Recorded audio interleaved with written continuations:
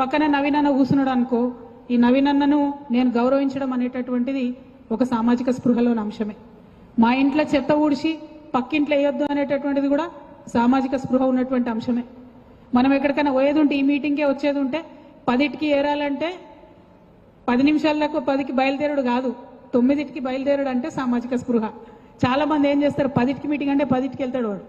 10కి వెళ్ళి traffic ఆగము, road మీద ఆగము, స్పీడింగు, హెల్మెట్ పెట్టుకోరు, అక్కడ మీటింగ్ కోసం వెయిట్ చేస్తున్నారు, వాళ్ళ ఆగమగం పరిస్థితి ఉంటుంది. సో సామాజిక స్పృహ అంటే 1, 2 కాదు, చాలా చాలా అంశాలు ఉంటాయి. అటువంటి సామాజిక స్పృహ కలిగి ఉండడం, దాన్ని 10 మందికి కల్పించడం తెలంగాణ జాగృతి నాయకుల యొక్క ప్రాథమిక బాధ్యత కావాలని ఇవాళ మనందరం కూడా ఆలోచన చేసుకోవాలి. అనేక అంశాలు ఉన్నాయి. తోటివాడి గోప్యతను, తోటివాడి మంచిని, తోటివాడి మర్యాదను కాపాడకుండా నాకు వాక్ స్వాతంత్రం ఉంది కదా అని ఏది పడితే అది మాట్లాడి అలా ట్రెండ్ అయిపోయింది.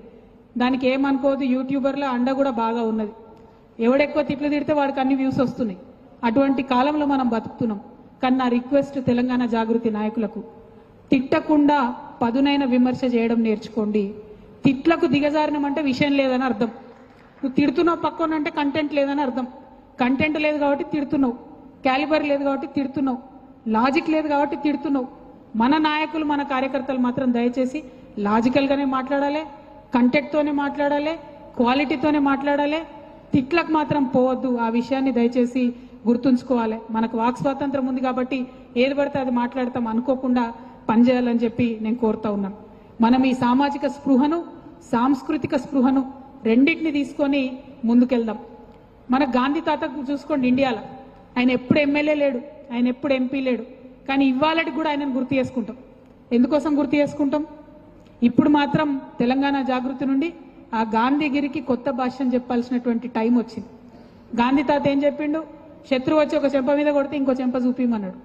నేనేమంటా అంటే, శత్రువు ఒక చెంప మీద కొట్టకుండా చూసుకోంట. అసలు వాడు కొట్టే అవకాశమే ఇవ్వద్దు. మనం వాడి లోపల మార్పు తేవాలి. నేను మాట్లాడుతున్నది సమాజం కోసం రా బాబు అని చెప్పాలి, అది అర్థం కావాలి. కొట్టాలే పక్కోండి అనే ఆలోచన రాకుండా తుంచేసేదంత పదునుగా తెలంగాణ జాగృతి పనిచేయాలి. మన ఆలోచననే మన ఆయుధం కావాలి తప్పితే ఇంకొకటి కాదు.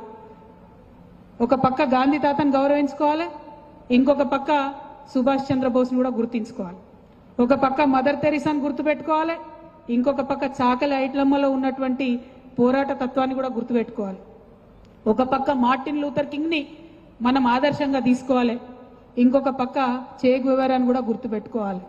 మంచితనం విప్లవం, మంచితనం షార్ప్నెస్, క్లారిటీ ఆఫ్ థాట్ అన్నీ కూడా కలగలిసినటువంటి నాయకుడు ఎవడంటే ఈ తెలంగాణలోనే కాదు, రేపటి నాడు భారతదేశం మొత్తం కూడా తెలంగాణ జాగృతి నాయకుడే ఆ నాయకుడని తెలియజేయాలి.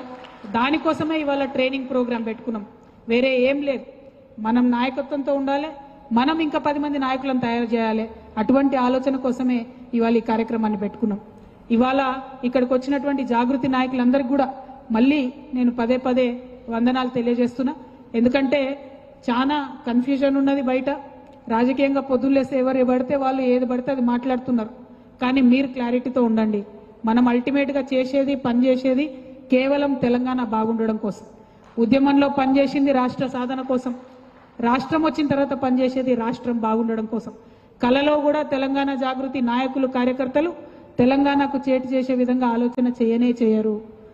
కానీ తెలంగాణకు నష్టం జరుగుతుంటే చూస్తూ ఊరుకోరు. ఆనాడు పోలవరం ప్రాజెక్టు కడతామంటే చూస్తూ ఊరుకోలే, కేసులు వేసినాం. ఈనాడు బనకచెర్లు కడతామంటే కూడా చూస్తూ ఊరుకోం, ఖచ్చితంగా ఆపి తీర్థం. తెలంగాణ వనరుల పరిరక్షణ, తెలంగాణ సంస్కృతి పరిరక్షణ, తెలంగాణ రేపటి రాజకీయాలు ఎట్లా ఉండాలి, ఎంత క్లీన్ పాలిటిక్స్ ఉండాలి, యువ నాయకత్వం ఎట్లా పైకి రావాలి, మహిళా నాయకత్వం ఎట్లా పైకి రావాలి, బహుజన నాయకత్వం ఎట్లా పైకి రావాలి, వీటన్నిటి మీద కూడా నిరంతరం ఆలోచన చేస్తూ పనిచేస్తూనే ఉంటాం. అనేక అంశాలు ఉన్నాయి. మనం ఇదివరకు ఉన్నటువంటి సంస్థ నుండి ఇంకా కొత్త సంస్థగా, ఇంకా నవీనంగా మార్పు చెందాల్సినటువంటి ఆలోచనలన్నీ కూడా చేస్తూ ఉన్నాం. ఇప్పుడు అనేక కార్యక్రమాలు టేకప్ చేసినాం, ఇంకా వాటిని ముందుకు తీసుకెళ్తాం. ఇక్కడ నుండి ఇంకొక 10 రోజులైతే ఆగస్టు 6 నాడు ప్రొఫెసర్ జయశంకర్ గారి పుట్టినరోజు ఉంటుంది. ఆనాడు కంప్లీట్గా రాష్ట్ర వ్యాప్తంగా కూడా మంచి జంబో కమిటీలు వేసుకుంటాం. అప్పుడు ఇట్లాంటి శిబిరాలు ఇంకా పెద్ద ఎత్తున జిల్లాకు కూడా నిర్వహిస్తామని ఈ సందర్భంగా తెలియజేస్తూ, ప్రతి ఒక్కరిలో నాయకుడు ఉంటాడు. ఆ నాయకత్వ లక్షణాలని పెంపొందించుకొని మన సమాజం మంచి కోసం ఉపయోగించుకోవడానికి తెలంగాణ జాగృతి ఒక వేదిక కావాలి, ఒక ప్లాట్ఫామ్ కావాలని మళ్ళొకసారి మనస్ఫూర్తిగా నేను కోరుకుంటున్నా.